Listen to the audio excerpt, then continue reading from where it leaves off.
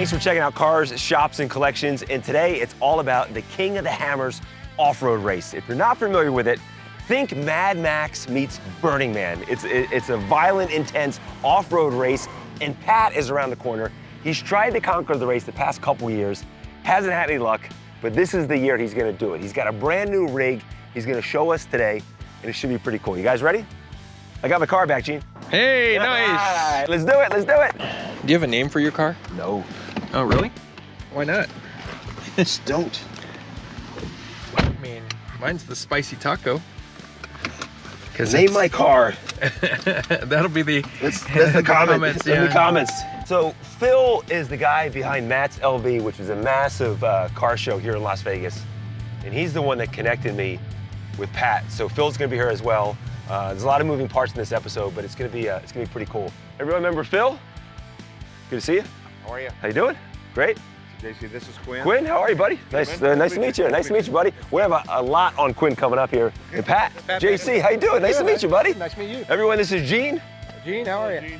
We ready to see one amazing off-road rig? Oh, come on. Sure. Let's do it, you guys. After you. Follow Pat. All right. Oh! A year and a half ago. We've got a special surprise here as well. This Plymouth Satellite. We're gonna have a lot more to come on this car right here and how you can actually own it, and a lot more coming up with Quinn too. Quinn's got a real amazing story. We're gonna spend an entire episode talking about you, your backstory, and your connection to this car. But I want to. Skeletons in your closet. I want to take an entire episode and really dedicate it to you in this vehicle because it's an amazing story with you and perseverance, and an amazing story behind this car as well. So a lot coming up on that Plymouth Satellite. But I'm happy that you're here with us today. All right, let's go see this this rig. Holy jeez! Oh my gosh! This thing's a beast. This thing is an absolute beast. Wow. Oh my gosh. Holy cow. I got a feeling this is gonna do well in the race this year. I got a feeling. Hello, my name is Pat. I'm gonna show you my Ultra4 race car here and talk to you about it a little bit.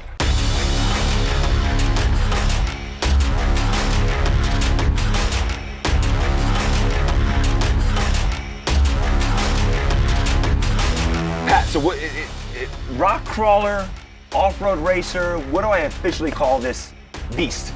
It's basically an Ultra4 rock racer is what it is. Okay. We do desert and rock crawling. Okay, you do it all. Fast. And how fast does this go? This one will do about 110. 110 miles per hour? Some will do about 120, 25, somewhere in there, but. And are you hitting those speeds in the race? Yeah, it's only in certain places. Yeah, certain straightaways and everything. Right, mm-hmm. Why don't we take it outside where it's still light out and get a better light, better shot of it? So lift the garage door up and we'll start this. Does it have a name? What's that? The It's just a 4400, 4400. not like Ed or No, something? no, that's it. You got a name for the racer? Drop it in the comments. Something like this needs a name. My Challenger, I don't know. This needs a name though. How many horsepower? About 625. 625 horsepower. This thing is bonkers.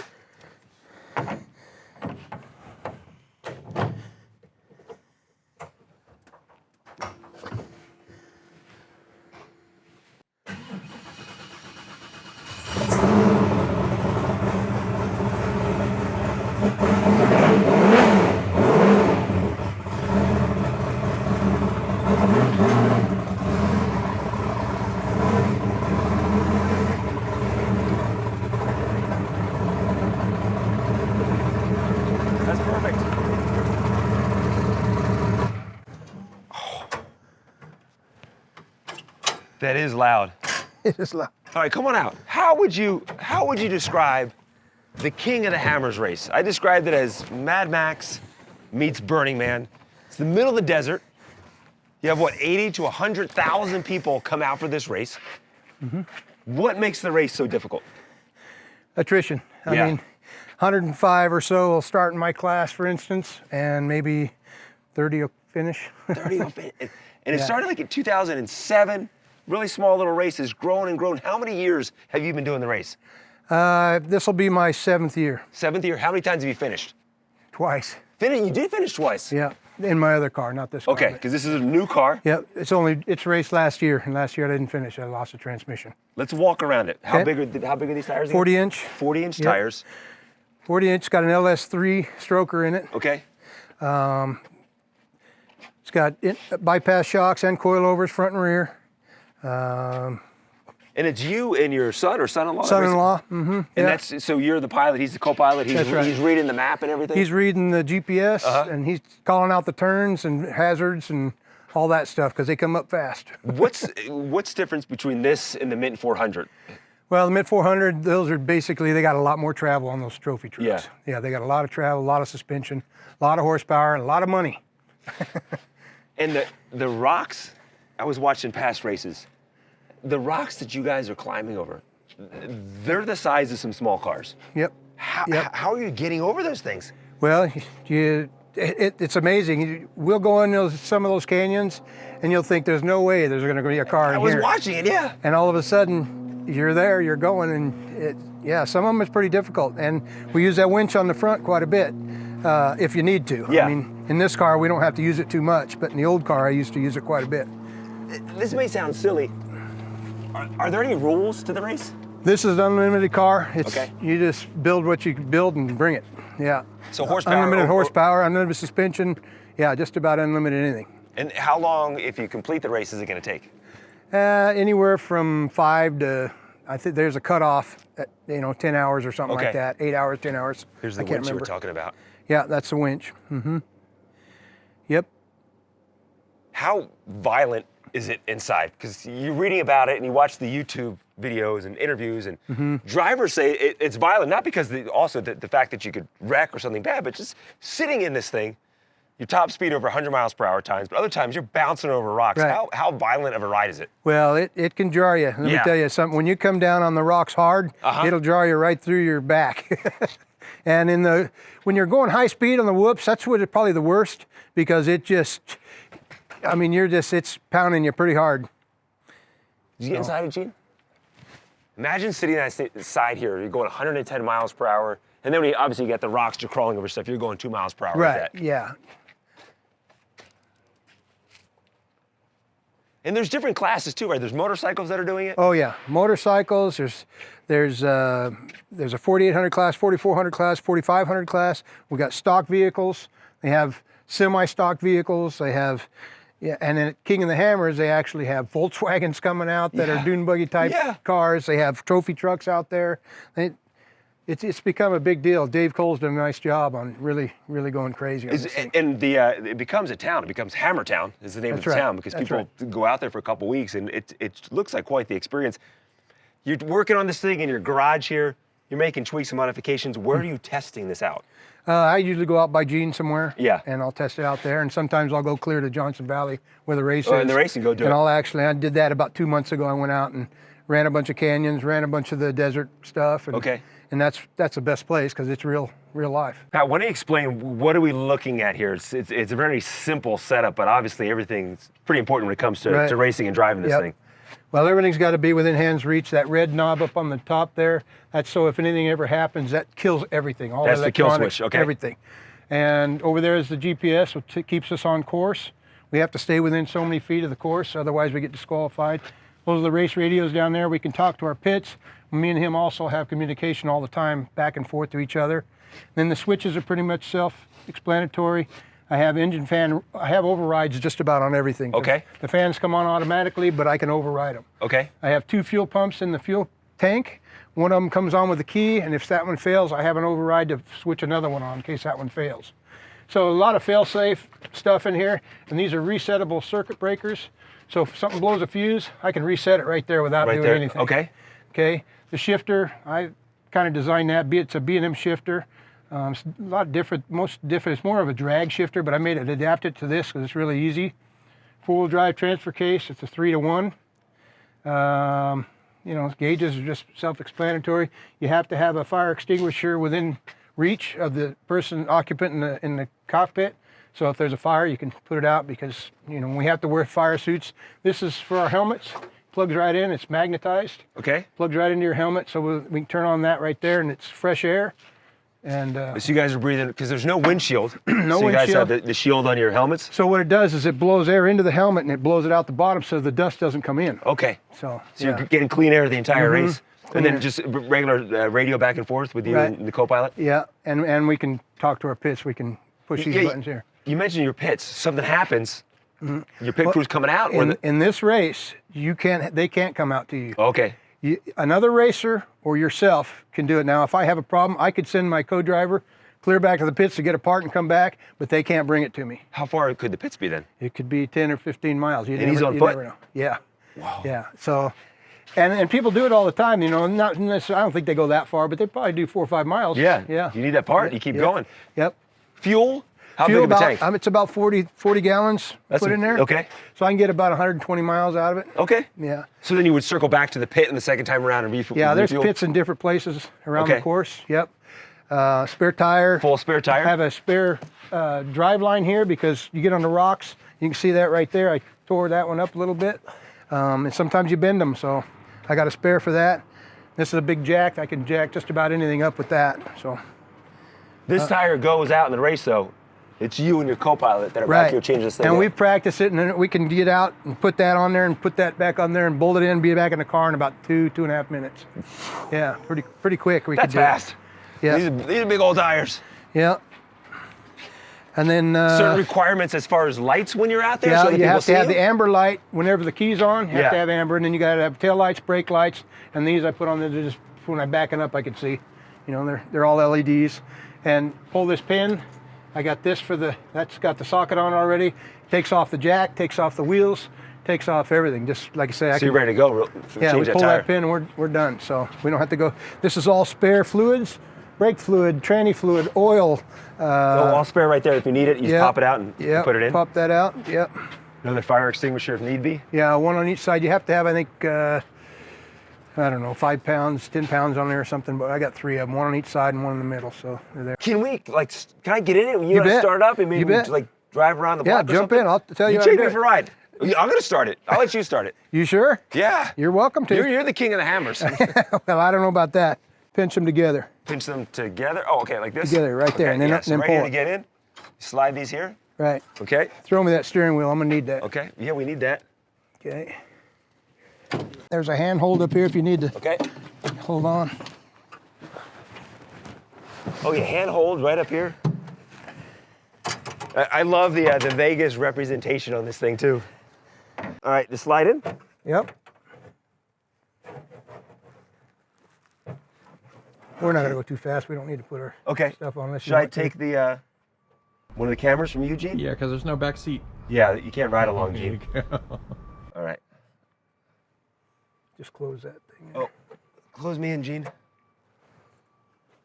You ready? Yeah, pinch them shut. There you go. Pinch them shut. Turn the key. The key's down there. Oh, that's a kill switch. Real cold.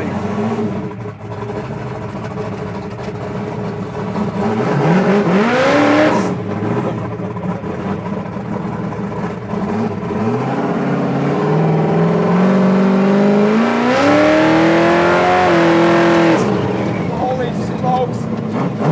Oh my gosh! 0 to 60 in what, 2 seconds? Holy cow! You feel that, and that's on a straightaway, a paved road.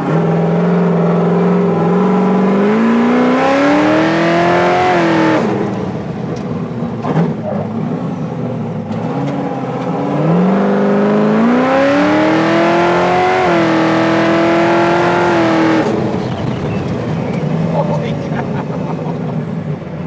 This is like a ride at a park.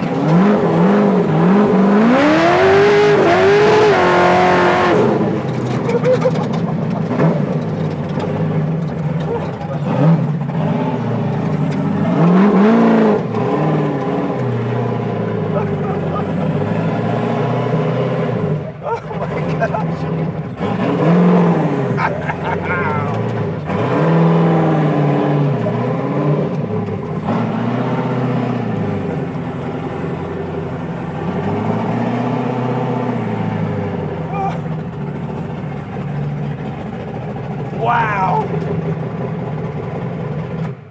Holy cow! That was awesome. It's That fun. was intense and that was awesome. But I feel it in my chest, and we're on paved roads and a flat dirt lot. I couldn't imagine what's it like when you're out there in the middle of the desert doing your thing. That is crazy. It is crazy, and it can get rough, but this car is pretty smooth compared to my last car. It's really, it's fun. And once you do it, you're hooked. Yeah, I'm hooked. Wow. Oh, man. What do you think of that, Gene? Whew. The neighbors are used to that, right? No, I never do that. I don't go do that too much. I don't want to upset them, but That was a treat. once in a while, I'll take it just down the road to see if it's running. This thing is ready. This thing is ready for the King of the Hammers race, and I got a feeling you're going to do well this year with this beast. Well, we hope so. Heck yeah. Wow. That's the idea. Oh, man. Like I say, I don't have no aspirations of winning it. It'd be great, but Yeah. if I could finish, I race myself. Yeah. You know what I mean? It's the experience, right? Yeah, it's just, I'm 66 years old, and I just started doing this when I'm 60, so I'm enjoying it. He's got the adrenaline of a 16-year-old. That's awesome. Pat, man, thank you so much for, You bet. for sharing this bet. this rig of yours. Well, This is thanks for just- coming over. This is just incredible, man. And we'll be following, you can follow along on the website, the King of the Hammers website, and, Okay. and YouTube, and see how he does at the race. But woo! Super. Wow, that was a treat. That was an absolute treat. Bonus material, you met Quinn at the beginning of the episode, and this satellite here, this Plymouth satellite, part of Matt's LV, there's gonna be a big auction coming up where you can win this car, and it's all gonna go to benefit your charity. Yes. Which is what? I'm going to try to choose children's cancer or something. Cancer. Because right now you're fighting the good fight against cancer. Yes. And how are things been going for you so far over the past year? I had surgery 6-7 weeks ago. Took out 5 more tumors. Okay. And then I got body scan on Tuesday. Uh-huh. And then I'll find out results, how much they removed and what my next treatments are. And what kind of cancer is it? Chondrosarcoma, Which is bone cancer. bone cancer. And how long have you been? They took my arm 27 months ago. Okay. And then just been doing treatment ever since.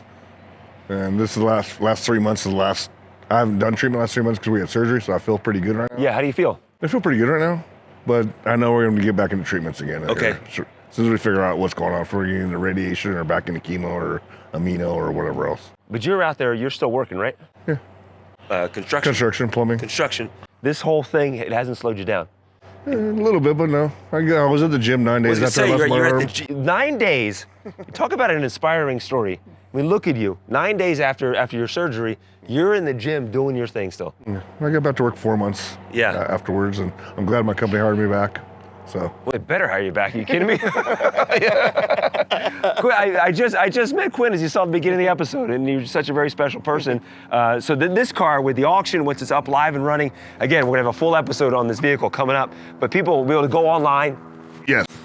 Purchase tickets. To win this thing. Yes. It goes for a great cause. Yeah. What was because you just saw this Plymouth satellite for the first time. This gentleman saw it. Oh, today I saw it. It's beautiful. Yeah, what do you think of this whole thing? It was beautiful. It's gorgeous. 1968, right? 1966. This is a Gen 1 I wish it was satellite. mine.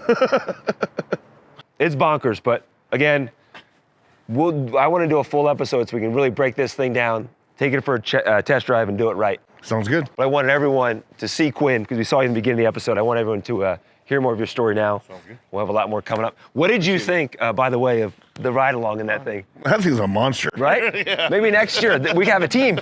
Sounds good. We get a team going, right? We just need more sponsors. We need a rig. That's all. Well, that's all right. Don't need money. Yeah, exactly. I'll get my bosses to do it. Yeah, someone's watching right now. They're like, yeah, we'll sponsor a team. All right, so I look forward to doing our full episode, Quinn. Thank you so much, buddy. Appreciate it. Thank you, my friend. And thank you for watching Car Shops and Collections. We appreciate it. If you want your car, shop, or collection featured on the show, then shoot us an email at carshopsandcollections@gmail.com. That's carshopsandcollections@gmail.com. And thanks for watching, and be sure and subscribe so you don't miss any future episodes of Cars, Shops, and Collections.